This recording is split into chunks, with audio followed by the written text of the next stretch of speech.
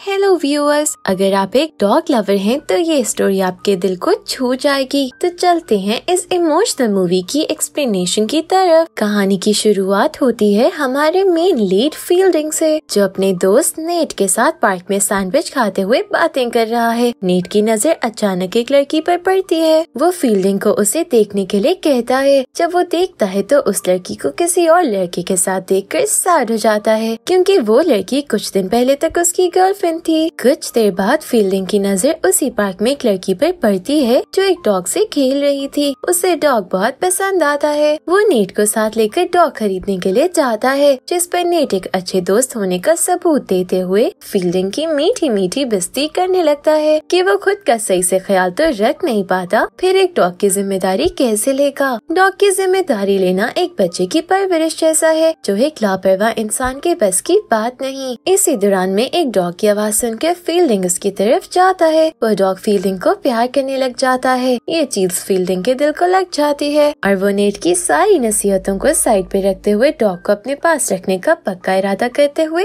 अपने साथ ले जाता है। फिर डॉग के लिए शॉपिंग करके कार में आता है तो डॉग नेट की गोद में सूसू कर देता है। नेट को ये देख के गुस्सा आ जाता है। फिर उसके बाद वो घर जाते हैं। रात को फील्डिंग डॉग को मिलवाने के लिए अपने सब दोस्तों के लिए पार्टी रखता है, जहाँ सभी डॉग को एक अच्छा वेलकम करते हैं। नेट और फील्डिंग बेटे डॉग से खेल रहे होते हैं तो नेट फील्डिंग से पूछता है इसका नाम क्या रखना है। फील्डिंग सोच ही रहा होता है कि अचानक डॉग उसके सर पर सर मारता है, जिस पर फील्डिंग कहता है इसका नेम गॉन्कर है। डॉग भी सुनकर चिल्लाता है जैसे उसे नाम पसंद आ गया हो। तो वो सब गॉन्कर गॉन्कर चलाकर एंजॉय करने लगते हैं। अगले दिन फील्डिंग और गॉन्कर दोनों वॉक पे जाते हैं और योगा करते हैं। फील्डिंग अपने दोस्तों में बैठकर गॉन्कर की चीजों को पकड़ने की ट्रिक्स दिखाता है। वो बातें कर रहे होते हैं तो फील्डिंग की मॉम और डैड आ जाते हैं। असल में फील्डिंग कुछ दिन में ग्रेजुएट होने लगा था, इसलिए वो उससे एक दिन पहले मिलने आते हैं। फील्डिंग की मॉम उसे कहती है कि तुम्हारे लिए एक सरप्राइज है, जिस पर कार से उसकी बहन निकलती है जो किसी दूसरे कंट्री में पढ़ने गई हुई थी। वो उसे मिलकर बहुत खुश होता है। गॉन्कर आकर फील्डिंग की मॉम को प्यार करने लगता है तो उसके डैड को पसंद नहीं आता। वो रूम में बातें कर रहे होते हैं तो उसका डैड उसे अकाउंटेंट की जॉब के लिए किसी के पास जाने के लिए कहता है। तो फील्डिंग कहता है मुझे मैथ्स पसंद नहीं। ग्रेजुएशन सेरेमनी का दिन आ जाता है। वो जब पहुंचता है तो सेरेमनी खत्म हो जाती है। वो सबसे सॉरी करता है तो उसके डैड कहते हैं तुम अपना ख्याल नहीं रख सकते तो इस डॉग का ख्याल कैसे रखोगे। तभी बात खत्म करने के लिए उसकी मॉम खाना साथ खाने के लिए कहती है तो फील्डिंग बहाना कर देता है कि उसका पेट खराब है। जब वो जाने लगते हैं तो उसके डैड ग्रेजुएशन के लिए उसे कंग्रेचुलेट करते हैं। वो उनके जाते हुए अपनी सिस्टर को कहता है कि वो कल उसे मिलने आएगा, लेकिन वो बताती है कि आज वो वापस जा रही है क्योंकि उसकी इंटर्नशिप की ड्यूटी है। तो फील्डिंग कहता है तुम मुझे पेरेंट्स के पास अकेला छोड़कर जा रही हो।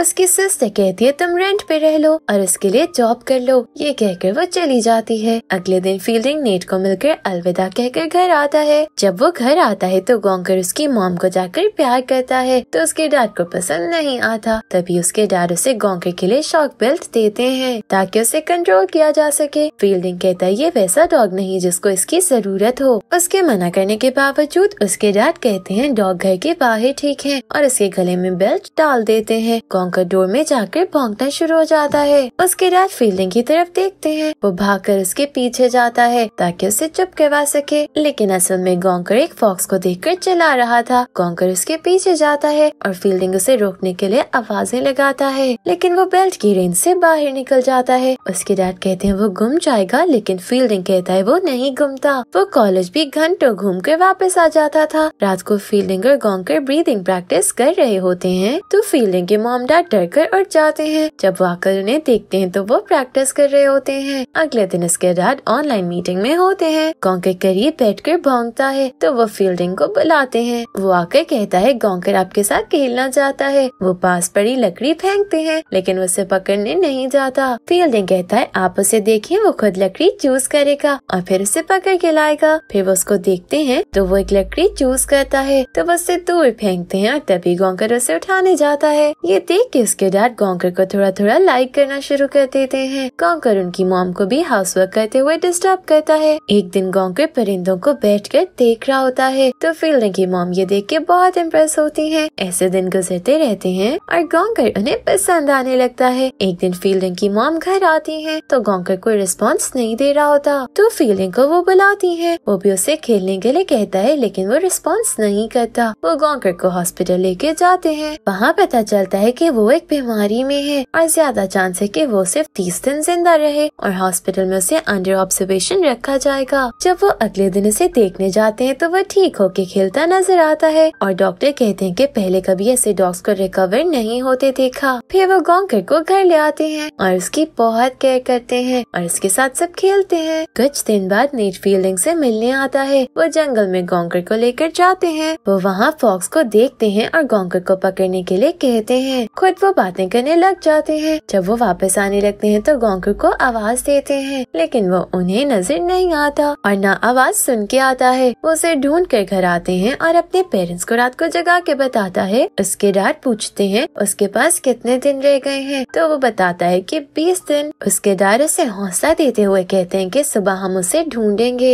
सुबह फील्डिंग अपने पेरेंट्स के पास आता है। वो प्लानिंग करते हैं कि वो एनिमल कंट्रोल, पुलिस को और सोशल मीडिया को गॉन्कर को ढूंढने के लिए यूज करेंगे। फर्स्ट डे वो ढूंढने जाते हैं। फील्डिंग के फ्रेंड्स सोशल मीडिया पे उसे हौसला देते हैं कि गॉन्कर मिल जाएगा। उसके डैड उसे परेशान देखकर कंसोल करते हैं। सीन्स गॉन्कर पर जाते हैं तो वो जंगल में फिर के कहीं बैठ जाता है। इधर फील्डिंग और उसके डैड पेट्रोल स्टेशन पे गॉन्कर की गुमशुदगी के पोस्टर लगाते हैं। वहाँ खिलौने बेचने वाला शख्स आकर उन्हें सेंट एंथनी की मूर्ति देकर कहता है ये तुम्हें गॉन्कर को ढूंढने में मदद करेगा और दोनों के शोल्डर पर हाथ रखकर प्रे करता है। फील्डिंग के डैड उससे पैसे देते हैं और शुक्रिया करते हैं। घर में फील्डिंग की मॉम अपनी फ्रेंड्स को कॉल करके गॉन्कर को ढूंढने के लिए हिंट जमा कर रही होती है। फील्डिंग और उसके डैड जंगल में गॉन्कर को ढूंढ रहे होते हैं। तभी उनकी बहस हो जाती है। फील्डिंग समझता है उसके डैड उसे लापरवाह समझते हैं और गॉन्कर की गुमने की वजह भी उसे ही समझते हैं। वो बहस कर रहे होते हैं कि कुछ लोग वहाँ से गुजरते हैं। फील्डिंग भाग के उनके पास जाता है कि शायद उससे गॉन्कर के बारे में कुछ पता चल सके। इधर फील्डिंग की मॉम को एक न्यूज़पेपर कंपनी से कॉल आती है और वो कहते हैं कि वो गॉन्कर पर आर्टिकल लिखना चाहते हैं। फील्डिंग की मॉम उसके डैड को कॉल करके बताती है कि न्यूज़पेपर वाले गॉन्कर की डिटेल लेने आए हैं। सीन शिफ्ट होता है गॉन्कर पे जो रात को सैड नजर आता है। इधर फील्डिंग के डैड उसे कंसोल करने लगते हैं तो वो कहता है मैं सैड नहीं हूँ, मेरे फ्रेंड्स एंजॉय कर रहे हैं, मैं गॉन्कर को ढूंढ रहा हूँ और आप मॉम और आपके फ्रेंड्स मुझे लापरवाह समझते हैं। उसके डैड कहते हैं हम तुम्हें जज नहीं करते, तुम गॉन्कर के लिए परेशान हो इससे कह रहे हो। वो रूम से बाहर आता है तो उसे एक औरत कार का हॉर्न दे के बुलाती है और गॉन्कर का पोस्टर दिखा के पूछती है तुम इससे ढूंढ रहे हो। फील्डिंग कहता है आपने इसे देखा है? वो कहती है नहीं मैंने देखा नहीं लेकिन मेरा भी डॉग गुम गया था तो मुझे किसी ने बताया था कि एक और डॉग को लेकर उसे ढूंढो तो वो मिल जाएगा क्योंकि डॉग स्मेल से दूसरे डॉग्स को जल्द ढूंढ लेते हैं। तो वो सुबह एक डॉग को रेंट पे लेते हैं और उसे साथ लेकर गॉन्कर को ढूंढने निकलते हैं। रास्ते में जो मिलता है उससे पूछते हैं। वो एक रेस्टोरेंट की लेडी से पूछ के वापस आने लगते हैं तो उन्हें मोटरसाइकिल राइडर नजर आते हैं। वो उनके पास जाकर उनको भी ढूंढने के लिए कहते हैं। सीन फील्डिंग की मॉम पर शिफ्ट होते हैं। उन्हें कॉल आती है कि एक आदमी को गॉन्कर मिला है, वो जानवरों को हर्ट करता है। वो कॉल करके फील्डिंग और इसके डैड को बताती है। वो जब उस आदमी के एड्रेस पे जाते हैं तो ऐसा कुछ नहीं होता। 12 दिन गुजर जाते हैं लेकिन गॉन्कर नहीं मिलता। फील्डिंग और उसके डैड को एक आदमी मिलने आता है। उसके पास पोस्टर होते हैं जिसमें लिखा था गॉन्कर अब एक नेशनल इशू है। फील्डिंग की मॉम को एक कॉल आती है। वो कहता है मैंने न्यूज़पेपर में गॉन्कर के बारे में पढ़ा था। तब वो उसके बारे में डिस्कस करते हैं। फील्डिंग गॉन्कर को ढूंढने जाने लगता है तो वो लड़खड़ा कर चल रहा था। उसके डैड पूछते हैं तुम ठीक हो?